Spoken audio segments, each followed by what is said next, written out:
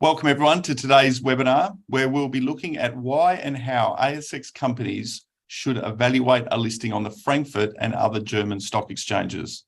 In this webinar, we cover the dual listing procedure for ASX listed companies, ongoing requirements and the benefits of being listed on the most important securities market in continental Europe. You will also learn more about the current investment landscape in Europe, opportunities to engage with European stakeholders and the growing retail investor base, as well as strategies on how to attract European investor market or attract interest in the European investor market. We'll start with a short presentation from Katharina Löckinger, Head of Corporate Communications at Frankfurt-based firm DGWA, then move to an interactive Q&A panel session featuring Keith Coughlan from ASX and Frankfurt-listed European Metals, and Matthew Reynolds, Head of Business Development at DGWA. You will have a chance to ask questions of the experts by submitting questions using the Q&A button at the bottom of the screen. So today is your chance to ask away. We have the experts coming to us live from Germany, so please feel free to ask questions at the appropriate time. Okay, so let's get started. I'd now like to welcome Katharina to give her presentation. Katharina, over to you. Thanks, David. Thank you for the introduction. Good morning and a very warm welcome from Europe. My name is Katharina Löckinger and I'm in charge of corporate communications and marketing at DGWA, a German investment banking boutique headquartered in Frankfurt. Thank you, David and Chapter 1 advisors, for giving us the opportunity to host this joint webinar today. I'll be giving a quick overview on the Frankfurt Stock Exchange and the benefits of being dual listed in the European markets. And then we'll hear from Keith, Chairman of European Metals, an ASX-listed company that has been dual-listed in Europe for a while and is trading very well over here. And then we'll have about 30 minutes for Q&A. So please make sure any questions that come up now to submit them in the Q&A box. So let's get started. Next slide, please, David. Why the Frankfurt Stock Exchange? Although there's 8 stock exchanges in Germany, the Frankfurt Stock Exchange is the most important one.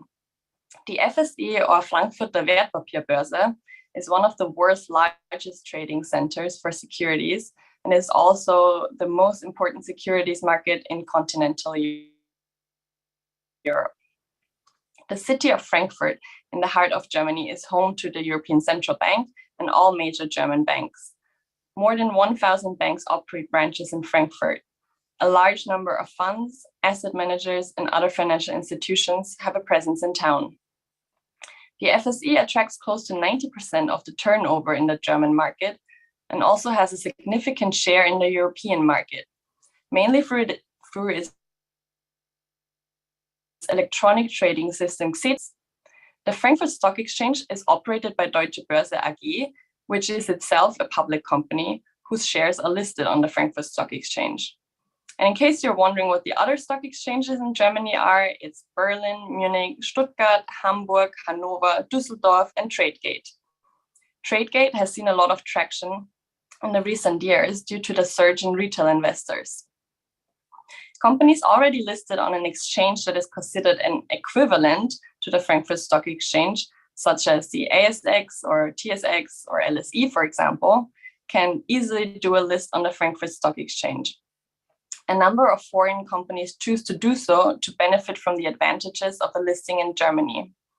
Next slide, please. Let's cover some of these benefits. Firstly, Frankfurt covers the entire German-speaking financial community, including Switzerland, Luxembourg, Liechtenstein, Austria, and others. And that's about 100 million people in one of the world's wealthiest regions. Secondly, it has a state-of-the-art trading system that allows easy and cheap access for investors not only from Germany or Europe, but from all over the world. Thirdly, there are no additional reporting or compliance requirements. Various German and European investors, in fact, require a local listing to be able to invest at all because of market access, trading costs, and so on. Moreover, a dual listing shows the company's commitment to international investors. In combination with selected IR and PR activities, the dual listed companies become as visible and present as local companies. These activities include, for example, news release translations and distribution, That's a German section of the company's web presence, roadshows, and so on. Next slide, please. So how do you get started? For companies listed in the UK, Canada, Australia, and most of the US exchanges, as well as other EU countries, the dual listing in the open market segment is a quick and easy technical process. First, you need to make sure you have a LEI code or apply for it if you don't already have one. The legal entity identifier code is an identification number for legal entities that wish to take part in financial transactions in international markets. The LEI code helps to make legal entities easily identifiable and provides key information for financial transactions. Costs less than 100 Australian dollars a year and needs to be renewed every year. Step number 2, the company contracts a listing partner, like DGWA, for example, who coordinates the process. A little hidden advertising right there. The listing partner handles the process since the exchange does not want to deal with 8,000 companies directly that are listed in this segment. The listing partner collects the required documents from the company, selects a market maker, which is mandatory, and prepares the application. The exchange will then process the application in about 5 to 10 days, and the stock will be listed right after. How about ongoing requirements? The open market segment is regulated by the stock exchange itself under EU law. There are no further transparency requirements, and there is no annual fee. Shares mirror the trading on the home exchange. When the company is in a trading halt on the home exchange, for example, it's also halted on the Frankfurt Stock Exchange. While it's not a requirement to translate news releases, we strongly recommend the translation and distribution to engage with German-speaking investors and show commitment to the market.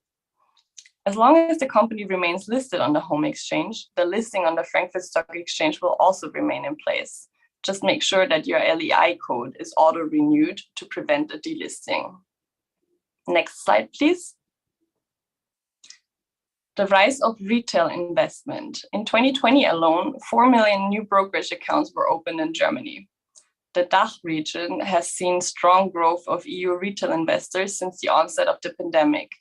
Flatex, for example, has long been one of the biggest online brokers in Germany, with only 300,000 customers. The neo-broker Trade Republic, which only started in October 2018, now already has more than 1 million customers. Another neo-broker, Scalable Capital, already hit 500,000 users. The order flow from these neo-brokers usually goes through Tradegate exchange. Tradegate, remember, one of the 8 exchanges in Germany, is focused on the retail investor market. For our portfolio companies, we usually apply for a Tradegate listing once the company has been dual listed on the Frankfurt Stock Exchange. Next slide, please. The main German-speaking retail investor forums are Wall Street Online, which is the Australian Hot Copper, and Arriva, and they have a very active retail investor audience. Ways to engage for overseas companies are, for example, through paid advertising or newsletter writers, or by amplifying good news flow. To gain traction, any effort should be based on a mid to long-term approach. Articles and engagement on these sites are an important part of the process for mid to long-term engagement and are part of our holistic strategy, for example. Business sectors that are seeing strong retail volume in the DACH region are currently related to the battery minerals and metals space, electrification and e-mobility trend, hydrogen, clean energy, renewables, ESG and impact investing, clean tech, just to name a few. Overseas small and mid-cap companies in these sectors, dual listed in Germany, which use local IR/PR services, translate the news items and investor materials, continue to see good trading despite market turbulences. With that said, we see strong potential for companies in the right sector engaging with European investors over the coming years. Current energy crisis and more so the energy transition and e-mobility trend create a lot of opportunities for overseas companies. So any questions, please write them down in the Q&A box, and we'll get back to these after the presentation of Keith, chairman of ASX-listed European Metals Holdings, which is dual listed in Germany and seeing great volumes over here. I'll hand it back to David. Thank you very much for that presentation. Certainly a lot to digest for the audience. I will now like to welcome Keith Coughlan from, as I said, ASX, Frankfurt, London, and other bourses around the world listed European metals. Firstly, to give a bit of an overview of European metals, its journey in Europe and why it looked at a Frankfurt listing and then wider listings in the German region, and then any learnings, I suppose, you may have from your experiences in listing in Germany that may be useful for the audience. And I will also welcome Matthew Reynolds, Head of Business Development at DGWA, onto the panel as well. But Keith, I'll kick off with you. Hi, David. How are you? Good, thanks. So, yes, as you say, European Metals is listed not only in Australia, but in a number of German exchanges as well. And we're also listed on the London AIM market. Our journey to get there was perhaps a little different in that we do have a project that is in Europe. It's the Synovitz lithium project. It's the largest hard rock lithium project in Europe. It's located in the Czech Republic on the border with Germany. So from a geographical point of view, it's very pertinent for German investors. It's also interesting that our German listings is, if you like, a little link to our UK listing. You know, we have market makers on AIM in particular, and now in Germany, but because those two bourses are open at the same time, and at hours where Australia isn't open, there's some advantage, obviously, to those people to be able to trade between those two different exchanges. So our reasons to be listed over there, other than to tap into what is, as Katharina told you, a very rapidly increasing investment market, but obviously because of the proximity of these investors to our project. Great. Now, I might throw a question. We're starting to get a number of questions coming through. So as I said, just use the Q&A button at the bottom of the screen and we'll be able to deal with those questions as they come through. Now, Matthew, a question for you, and maybe to reiterate something from the presentation. How easy is the listing process for companies on the ASX looking at it? But how important is it to get it right and choose the right market makers and other advisors to make the process easy and efficient? Thanks, David. Look, that's a very good question. As Katharina pointed out, if a company is already listed on the ASX, then they will automatically be listed on the Frankfurt Stock Exchange. The ASX is a like exchange, a number of, I think, over about 75 like exchanges in the world. So they will be listed. Choosing the right market maker is important. There's 9 in Germany. We work with several here, so that's an important process which we handle for the company. But yes, I mean it's important to choose rightly. I mean, sometimes we see companies that do it quickly without talking to the right advisor, and the companies receive very little trading volumes over here. They might just be listed on Frankfurt without TradeGate, which as Katharina said, is also seeing significant volume in Germany. So yes, it's important to do it right, but it is quite an easy process. Now, just touching on the process, a number of people, and there's a comment that's come through, a number of people historically didn't understand how the listing process worked, and in some instances it just happened without the companies knowing. But that's changed significantly in the last few years, particularly with the LEI system and the need for a company to apply to list as opposed to a company just being listed. Yes, that's right, David. Often in the past, companies would be listed over here. Market makers would just list them on the hope that they would make some money through the transaction volume. We're not seeing that so much anymore. As you say, in the LEI number is critical. That's to be listed, and so yes, we're not seeing that anymore, where companies are just being listed. Usually they have to apply for an LEI, talk to their listing agent over here, such as us, and then engages the market maker. But yes, you're right. And Keith, a question for you. European Metals is listed on a number of exchanges globally, and all of them would have, I presume, different listing requirements, but also different regulatory requirements. when you talk dual listing, and again, a comment that's been made, dual listing means different things on different exchanges. What's the difference, if you like, between dual listing on AIM versus dual listing on Frankfurt or Tradegate or similar exchanges in Germany?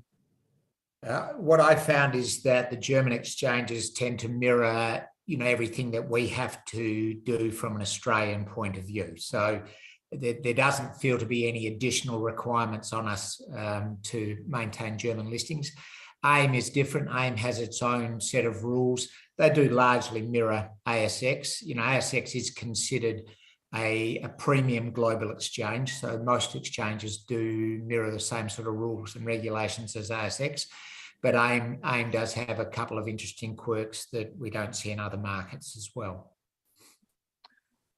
So, Katharina, I suppose the point that I'm trying to make is there's not a lot of extra work from a regulatory or a compliance point of view from dual listing in Frankfurt or in Germany. Exactly. So when you look, for example, at the UK, where you need a nomad, and the costs of maintaining that listing are really high compared to going to Frankfurt, the biggest continental European exchange, where you basically get listed and then you're done. But when you don't do any sort of investor relations or public relations, marketing, etc., in the market, we see that a lot that Australian companies are listed over here and then they have zero trading. So that's where a local partner comes in.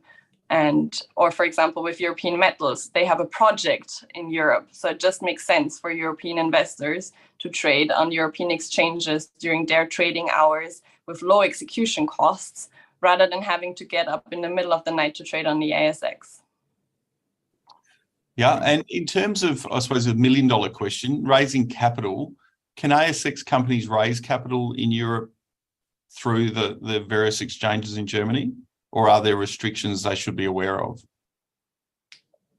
With our investor base, we usually the company usually raises on the home exchange, and a lot of, basically all sophisticated investors in Europe will somehow be able to participate in a private placement on the ASX, for example. And then we help with the share transfer, for example, so to get the shares into their brokerage accounts in Europe.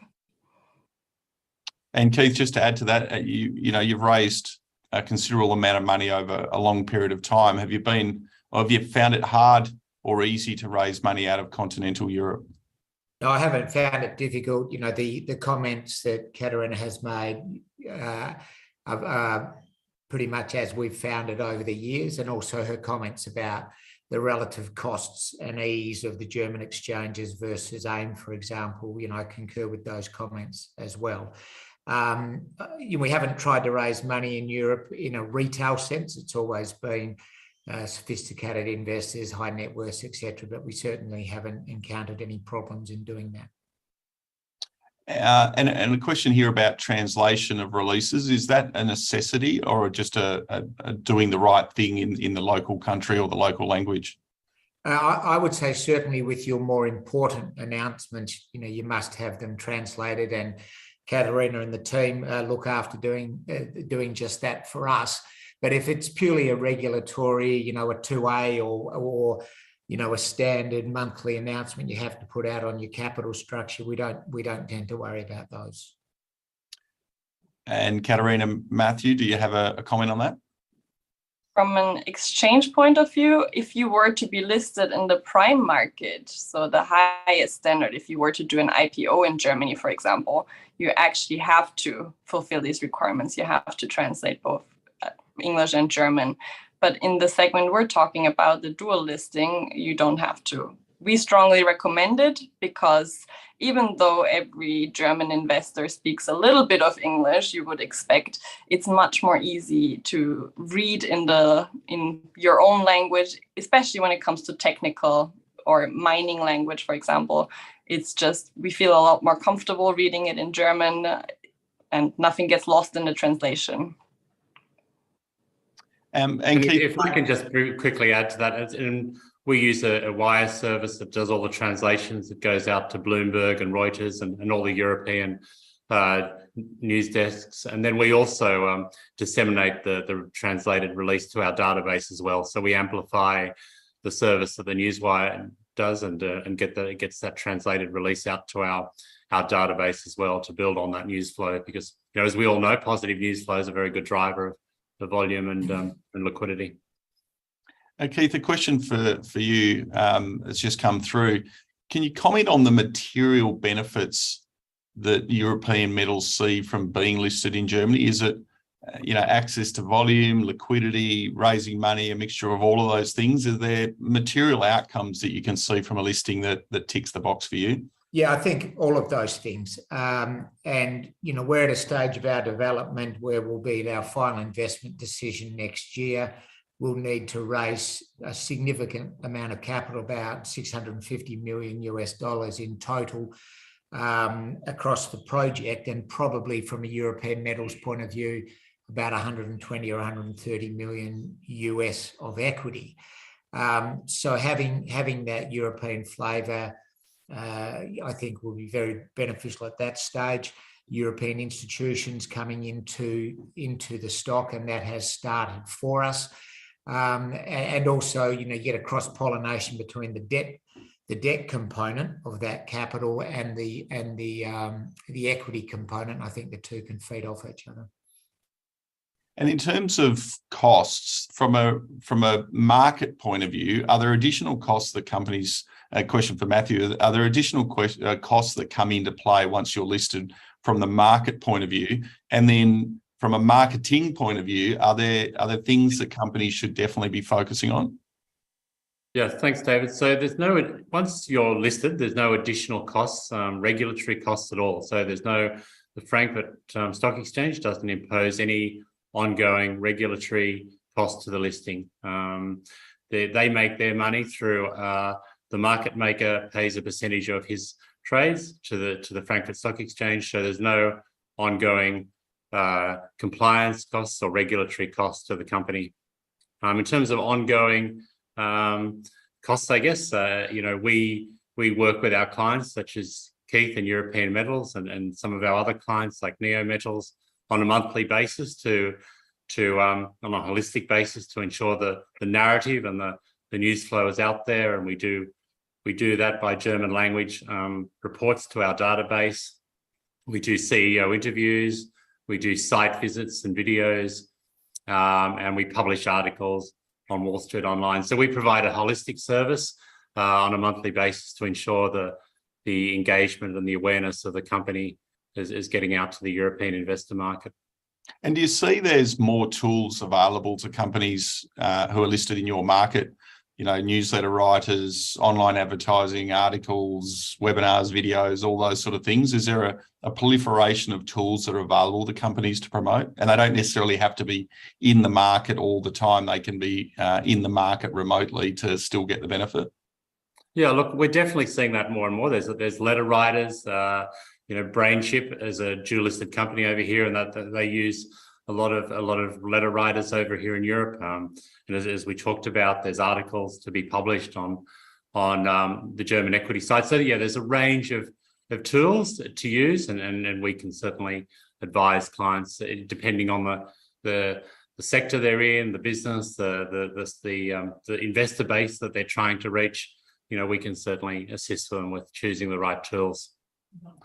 Keith, just sort of another question without notice. You may not have the exact percentages, but how long have you been listed on the Frankfurt Stock Exchange or German exchanges? And have you seen a transition of shareholders onto the register that are clearly linked to that market?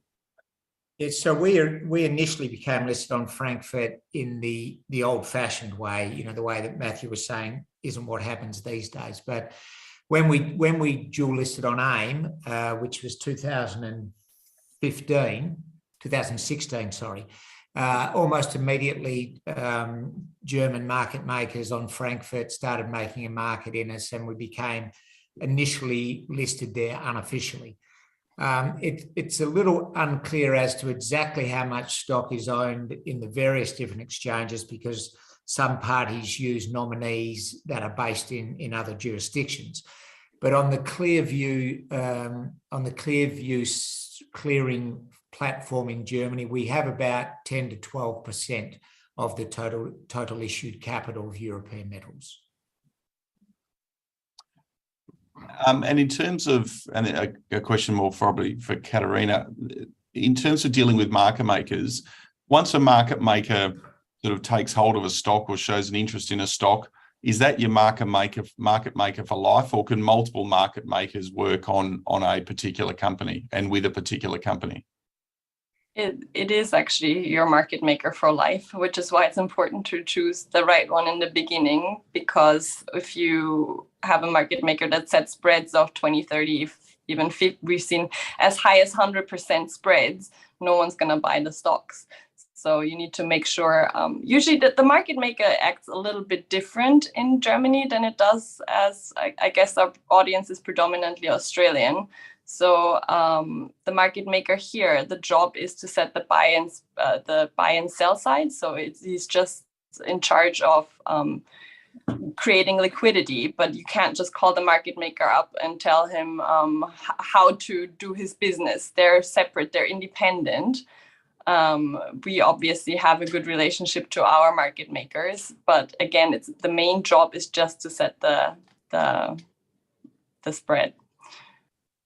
And a slightly different question, more around ESG and green funds. Clearly, they have a growing and substantial presence in the European Union, and some of that is a little bit unknown to Australian investors and companies. When companies are looking to attract investment in the EU, how much is ESG and the green factor important, and making sure you've got that built into your investment story? I think, look, I think it's becoming more and more critical. I mean, Frankfurt is home to a number of ESG-specific funds, and we're certainly seeing it, certainly coming from the UK now. In the EV and battery mineral sector, there's a lot of funds that will only invest where there's an ESG framework, and they've done due diligence around the company's ESG credentials. So, it's increasingly important, and we assist companies, especially if they part of our initial commencement with a company, we look at their retail investor presentation, and we, provide some advice around, is there an ESG messaging there that we need to perhaps highlight? So, David, it's important, and it's becoming more and more important, not just from retail and sophisticated investors, but also fund managers. So, yes, it is very important. And Keith, have you found that through the sort of evolution of European metals? Yeah, very much so. Definitely, as Matt says, definitely becoming more and more important. We had our first pure it's actually an electric vehicle supply chain fund, Thematica, out of Luxembourg, come on the share registry a little over a year ago. We're just seeing more and more of that happen. We're seeing, and that mirrors, if you like, the whole EV take-up rates that we see across the major European markets, and a greater awareness of it. So, for our project in particular, being in lithium and being all about electric vehicles, it's even more important, but I believe it's important right across the boards. And Katharina, a question for you.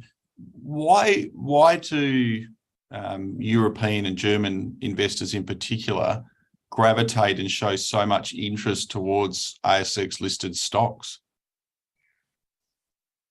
It's probably prone to our history. When you look at the fund managers, for example, what is our bread and butter business? It's the automobile industry. And the automobile industry these days is focusing on battery minerals, because it's not the engine and the gearbox anymore that are important. It's the battery of the electric vehicle that everyone's looking to. And where do the battery minerals come from? We don't have much cobalt in Germany, for example. Most of the primary industry, the primary mining industry in Germany is not really existent anymore. So we have to look outside. And where most of the good and prospective minerals, where are these locations? Well, we go to safe jurisdictions like Australia, for example. And that's basically, like I said, it comes from from having no primary mining industry, and ASX listed companies, it's just for a higher risk appetite as well. When you look at, for example, an IPO in Germany, you have to have at least 3 years of a balance sheet. You have to be a more sort of a mature company. We don't really have, people don't IPO with a vision. You go to the IPO when you have a real established business, which is why we on average have like about 5 IPOs a year in Germany.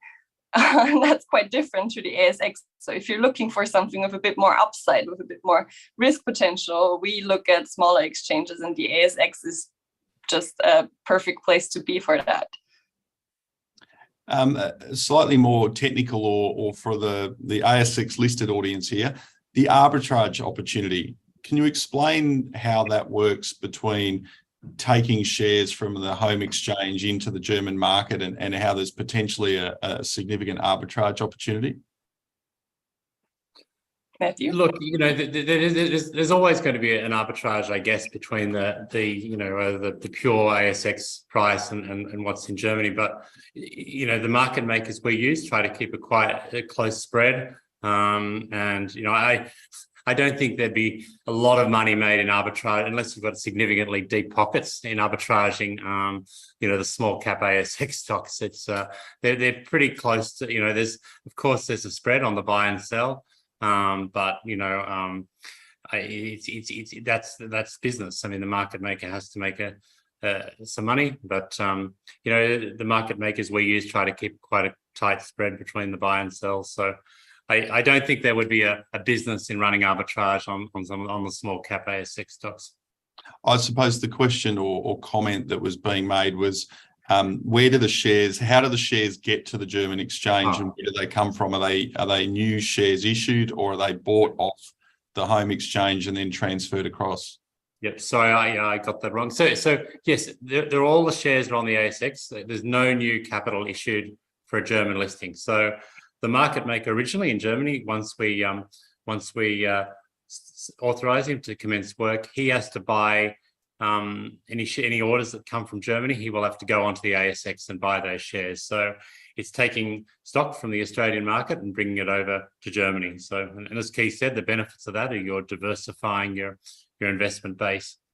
And eventually, as the market picks up here and there's stock in Europe, then the buy and sells will sort of counter out in Germany. So the market maker can step back a little bit and the buy and sells happen between the European investors. But originally, when we dual list a company and there's no stock in Europe, the market maker has to take that stock off the ASX. So, you can clearly see that stock through Clearview leaving the Australian market and entering the European market. And is that the benefit of being able to trade in 2 different time zones, that you can be building awareness in one time zone and seeing benefit in the other, and vice versa? Yeah, I think so, David. I mean, definitely investors over here have a preference for trading in their own time zone. They can monitor the ASX, all day, and then as soon as the market opens here, they can go into the market and buy. So, it's I definitely agree with you. It gives them ability to trade in their own time, and that's always a preference for investors.